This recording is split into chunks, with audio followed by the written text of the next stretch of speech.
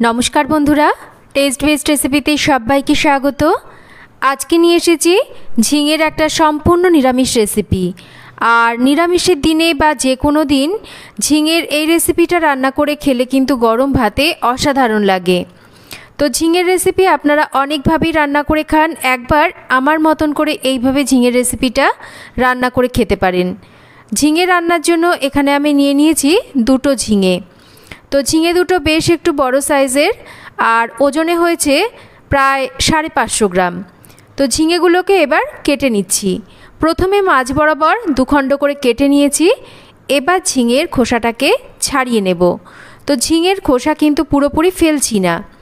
तो शक्त जे एकटू शिरदारा मतन खोसा सेटाके किन्तु माने जे शिरार मतन खोसा सेई शिराटाके किन्तु आमी माछ बराबर देखुन एकटा पिलार दिए फेले दिচ্ছি। एकटू खेयाल करे देखबेन। तो झिंगेर खोसा किन्तु आमी रेखे दिएছি और शिराटाके किन्तु माछ बराबर फेले दिएছি, जेहेतु ओई अंशटा किन्तु बेश शक्त हय। तो एबार झिंगेटाके एकबार किन्तु भालो करे धुए निয়েছি। और झिंगे केटे नेওয়ার पर किन्तु धुले झिंगेटा जलसा हये जाय।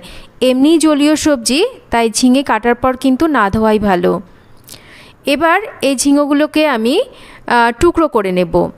तो झिंगेगुलोके आमी माछ बराबर केटे निচ্ছি और मोटामुटी एकटू माझारी करे आमी झिंगेगुलोके खंड करे निচ্ছি।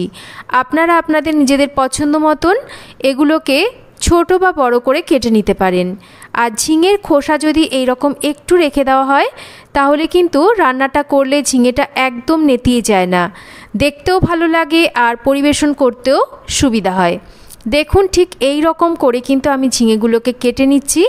तो बाकी झिंगेगुलोकेও आमी একই রকম টুকরো করে কেটে নিচ্ছি। तो समस्त झिंगे आमार केटे नेওয়া হয়ে গেছে। আর দেখতে অনেকটা মনে হলেও ঝিঙে রান্না করলে কিন্তু একদম একটুখানি হয়ে যায়। তো দেখুন সমস্ত ঝিঙেগুলোকে আমি ঠিক একই রকম করে কেটে নিয়েছি। এবার রান্না করার জন্য কড়াইতে তেল গরম করে নেব। তেলটা গরম হলে তেলের উপর দিয়ে দেব সামান্য একটু কালো জিরে আর একটা ফাটিয়ে নেওয়া শুকনো লঙ্কা। কয়েক সেকেন্ড ফোড়নটাকে একটু ভেজে নিতে হবে।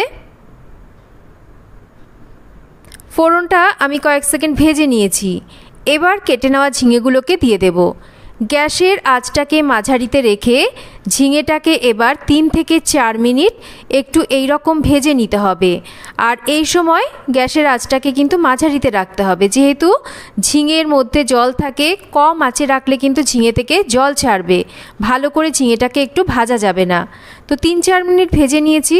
এবার এর মধ্যে সামান্য করে একটু দিয়ে দিচ্ছি লঙ্কার গুঁড়ো, দেব অল্প করে একটু হলুদ, তার সাথেই দেব স্বাদ মতন লবণ। এবার এই ঝিঙেটাকে এই লবণ হলুদ লঙ্কার গুঁড়ো দিয়ে মিনিট খানেক একটু নাড়াচাড়া করে নিচ্ছি। যেহেতু এর মধ্যে এখন লবণ দেওয়া হয়েছে, এবার কিন্তু ঝিঙে থেকে জল ছাড়তে শুরু করবে। এবার একটা ঢাকা দিয়ে দেব আর গ্যাসের আঁচটাকে একদম কমিয়ে রেখে ঝিঙেটাকে বেশ কিছুক্ষণ রান্না করব। দেখুন ঢাকাটা সরিয়ে দেখিয়ে দিচ্ছি। লবণ দেওয়ার ফলে ঝিঙে থেকে প্রচুর পরিমাণে জল ছেড়েছে। তো এবার একটু নাড়াচাড়া করে দিচ্ছি যাতে সমস্ত ঝিঙেই ভালো করে সেদ্ধ হয়।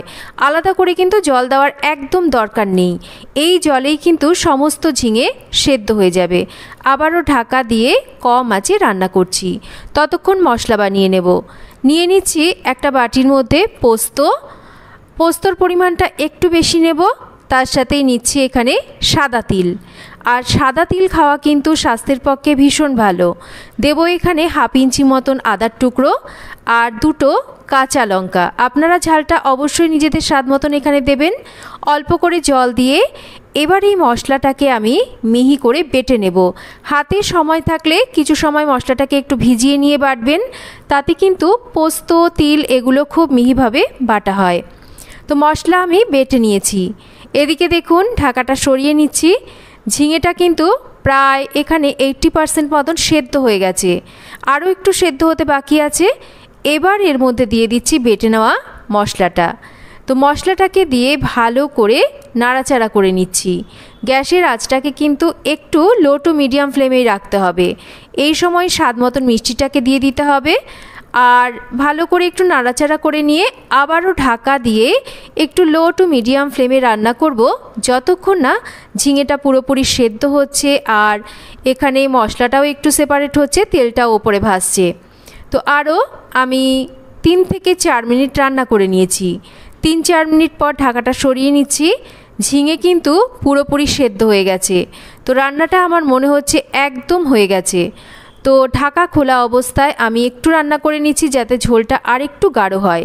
আপনারা নিজেদের পছন্দ মতন এখানে ঝোলটাকে এই রকমও রাখতে পারেন, আবার আরও একটু কমিয়ে নিতে পারেন। তো আমি এই রকম একটু গামাখা অবস্থাতেই কিন্তু নাবিয়ে নেব।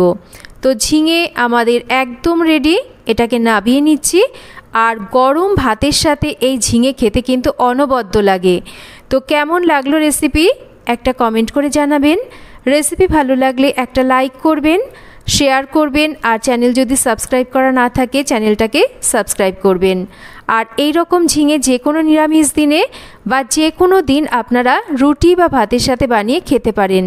তো সবাই ভালো থাকবেন, আবার ফিরে আসবো নতুন কোনো রেসিপি নিয়ে।